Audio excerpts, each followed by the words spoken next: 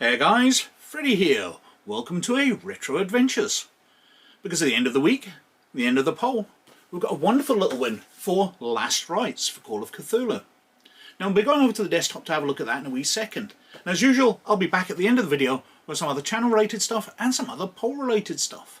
But before I do that, I'd like to take a moment to talk about my Patreons, who are the absolute lifeblood of the channel. So I'd like to thank them from the absolute bottom of my heart for all of the things that they do for me. It's wonderful to have them on board. Now, if you'd like to join them and help support the channel, and I sure wish you would, or you'd like to see these videos a week early, or you'd like to see some Patreon exclusives we put up over there, or one of the other levels of patronage we've got, then we've got a Patreon in the description down below. If you check it out, it'd be very much appreciated. But anyway, let's get on and look at Last Rites. So, this is Last Rites, which came out for Call of Cthulhu from Chaosium in 1999, and is for Cthulhu Now, or Cthulhu 1990s. Now, when they changed Cthulhu Now into Cthulhu 1990s at the start of the 90s, I kind of thought that was very short-sighted, because it was only going to last for a decade.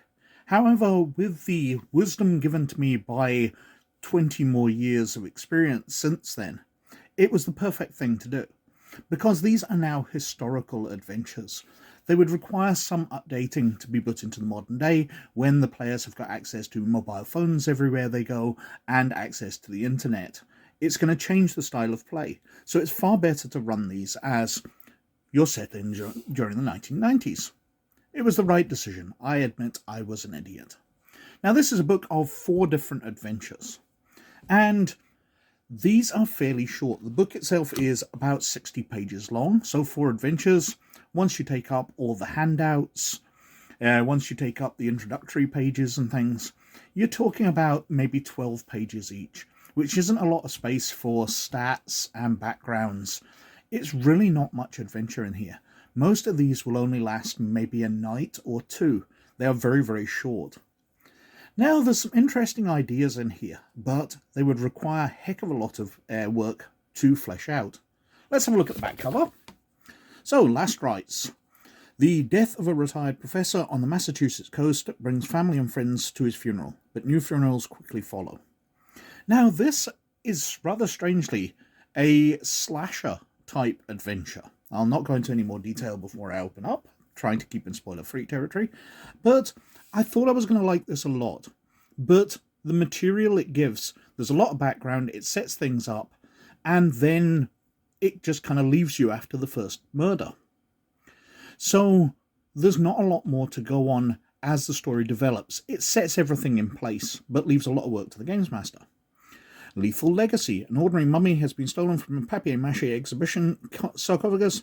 Why does university security ignore the theft? A fairly straightforward adventure, but it's kind of interesting. It's very Cthulhu-esque,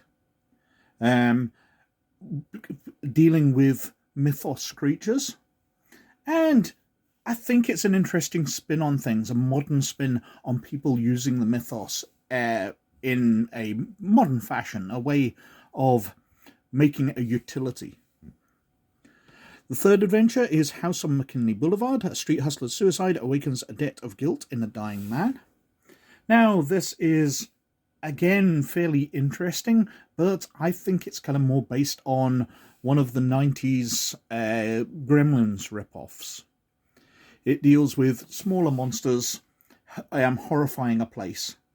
And I really like where it's set in. The House on McKinley Boulevard itself is a really nice idea. And the final adventure, The Priestess. When 2 co-eds vanish, a detective's hunch involves the investigators in bad poetry and a chase to a vanished epoch. Now, this is a fairly interesting one, because the people who are disappeared, it's not the fault of the people that, or the person that the players discover. Essentially, something's been done to them. They're not a victim, but they're not responsible either, so why should the players actually bother with them that much, except it's magic and it's wrong. It really seems a weak setup to an adventure. Four Call of Cthulhu scenarios for the present day, suitable for beginning keepers, investigators, or as an intriguing interludes in ongoing campaigns. Numerous illustrations, detailed handouts, 11 new spells, and related maps and plans. And then adverts for Call of Cthulhu itself and Cthulhu fiction. Now, as usual, I've got to warn of spoilers as we go in. So if you don't want to know details of these, then this is where you turn off. As I've said, I don't think these adventures are absolutely great. There's some interesting ideas in, however. So if you want to grab onto it for those ideas, it's worth picking up. But a lot of work to actually run the adventures. So going inside, well, the publishing quality for Chaosium was first class at this point. Dedication page to H.P. Lovecraft, credits, table of contents, and then we're into the first adventure. And it's Last Rites. Now, many people think this is the weakest of the adventures. I really liked the concept of it because I like the role-playing game Blood, which is more about sort of splatter movies and horror of that genre, rather than the more intellectual, you're doomed horror that Cthulhu usually does. I like the idea of this adventure because it's about a serial killer running around and murdering people. Now, it's got a mythos spin on it. Basically, the friend of the investigators has died, Professor Henry Ennis. And he was hated by his daughter because his wife committed suicide many years before. The wife committed suicide because their daughter was killed by cultists and he never did anything about it. So his daughter takes his body and goes through a ritual to reanimate it as a zombie. So she has reanimated a zombie serial killer going around their small town, coastal village, and killing off the cultists. But, as I said earlier, the adventure kind of stops when the first cultist dies. It says what the cultists do, and it's laying down all the steps, all the lore, it's leading what she's trying to accomplish, what the cultists know, and the adventure kind of takes off from there. It's up to the games master what's happening. So we've got background information about Henry Ennis, her revenge, detailing some people of the town of Runville, which is a fairly interesting town when we see it. We've got the Diabolists. They're basically Satan worshippers who did a sacrifice. We've got the paper cutting there. The Last Rites, so introducing you to the house, the funeral, and as the terror begins, the first murder. And I've got the blueprints here of the Ennis house. Now, checking out the layout of it, I quite like the layout of the house. But when we come to the town map, we can see that that house, which doesn't look that big, you know, a TV room occupies the full width. So it's not a massive building, but it's far more massive than every other building in the town. The bank for the town looks to be about the size of the TV room. It's definitely smaller than the library. And it's an interesting layout of a town where it's built down cliffs. I know there's a town in Scotland very much like this, where it's built very inaccessible and you can only enter on foot because there's not enough space for a road. So that kind of interested me straight away. But it talks about what happens, reactions of the cultists, and that's it. Playing the zombie professor, the statistics. Now, one of the things the daughter also has is a book which has given her the psychic powers, which has allowed her to detect this. And the players can read this. And this is a terrible, terrible idea. Basically, you've got a book you can read, which, if you spend 1d3 weeks meditating and performing mental tests to learn if you're a suitable candidate. And if you gain it, you gain telepathy, mind control, and nightmares. Now, if you can think of future Cthulhu adventures, which are all about investigating things, if one of the players or more has got telepathy and can read the surface thoughts of everybody they meet, it's going to very much change Cthulhu investigations. And there's no more sort of threat to it than that. You know, there's a little loss of sanity, but it's not much more a danger than the spell books. But it leads to these permanent abilities. What else we got? Then we're on to Lethal Legacy. So, this is about a spurned man, Douglas Drebber, a deranged sorcerer. He discovers that his wife has married his ex-wife, has married an author who happens to be a bit of a survivalist nut as well, which is one of the more interesting things in the adventure. But he's summoned up a monster, a dimensional shambler, to kill her, and then he kind of regrets it. But basically it's about discovering what's going on, going out to this survivalist, and a famous author, and trying to stop this dimensional shambler from killing his wife, him, and his kids. The setup is the horror in the dark, so when they eventually find out where he is, what the dimensional shambler's up, they're going to be going to the Calm's house and trying to protect them. So we've got a big layout of the building here. A lovely piece of artwork with a dimensional shambler peeking in the window. But that's it. It lays out the building. It tells you to run the shambler. It's a kind of base under siege. That you're trying to keep these people alive from a dimensional shambler while trying to banish it. The house on McKinley Boulevard. So this is a setup where a large house was used to summon create a statue of Sir Thorga, the Toad God. But then it was smashed into pieces. And now there's lots of little Thorgas, the Toad Gods, running around. The house has been since abandoned and turned into a massive squad. And I really like that setup. I do like the urban squalor that Cthulhu now tend to use. So there's lots of drug addicts, homeless people and all that, who are the down part of society, but they don't deserve to be killed by monsters. So we've got the setup of it, people missing, and then they end up at the McKinley mansion, where one person's died, but these little toad gods running around. An absolutely massive place, a huge big mansion, which is now full of squatters. So we've got different people, different encounters they have as they move around, secret parts of the basement. Got excerpts from the writings, death and rebirth. And we can see that the homunculi are trying to slowly form the larger version of the frog god himself.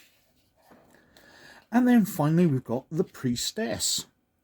So in this one, a ancient Sumerian cult worships Pazuzu, a particularly sadistic aspect of Nyarlathotep. One of the things I find interesting is Pazuzu's the demon out of the Exorcist movies. I've never really thought of them being part of the Cthulhu mythos before, but I'm not that widely read, so it could well be. But the setup is that a worshipper these days has cast a spell to take Geriana, the priestess of Pazuzu, and bring her forward through time. Now her soul has moved forward and taken possession of the body of the person, the cultist, who summoned. And he sacrificed 2 girls to do that sacrifice and summoning. So she has gone out with his memories, but they're very awkwardly in her body. She knows things, like she knows how to drive a car because he knew how to drive a car, but she's never quite figured out how to do it. The instincts, the memories are there, but the instincts aren't. And she speaks English because she knows all the words, but she speaks it very haltingly and awkwardly because she knows the words, but she's never really done it before. But as I see, she's a bad person, but she never did anything. She got summoned from her own time. She's taken over the body because he did the evil acts. But we go through the investigation, what they find at the scene of the disappearances and deaths, asking around campus, and then heading out to northern Vermont to the Zellweger mansion, where they will find Albert Zellweger possessed by Geriana. And it talks, she died and remained dead for 4,000 years, but has now taken control of his body. Now, this is an unnatural thing, but I find it very difficult. Has she actually done anything wrong? I would make it that she was doing something extra evil, so the players want to banish her. But essentially, she's just someone plucked out of time. So we've got portals and sending her back. Various items, the statistics, obviously, and then we're on to the big section on handouts. So, for all the different adventures, newspaper cuttings, got an index at the back, an advert for Chaosium What Now, 1920s Investigator Companion and the Creature Companion, and a list of all the books available. So, as I said, the adventures themselves I don't find that great. There's some interesting ideas. The final adventure, for example, the idea of a priestess brought through time. Kind of against her will, but she is only too happy to receive it because she was dead.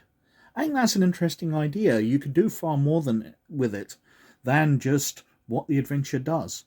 The idea of a daughter using her father, who she thinks was abusive, who drove her mother to suicide, etc., who wasn't a very nice person by all respects, and using his zombie body to go against the people who did terrible things, becoming a serial killer against cultists. It's a really interesting idea, but it's kind of over nowhere. The idea of little gremlin-like gods running around a massive abandoned mansion where squatters and drug addicts all are, that's quite a fun idea. But again, there's nothing much done with it. And what was the final one? Lethal Legacy. So the idea of a dimensional shambler being summoned to go hunting a survivalist author. This reminded me of the movie House, where the author goes to a house, but he's an ex-Vietnam vet.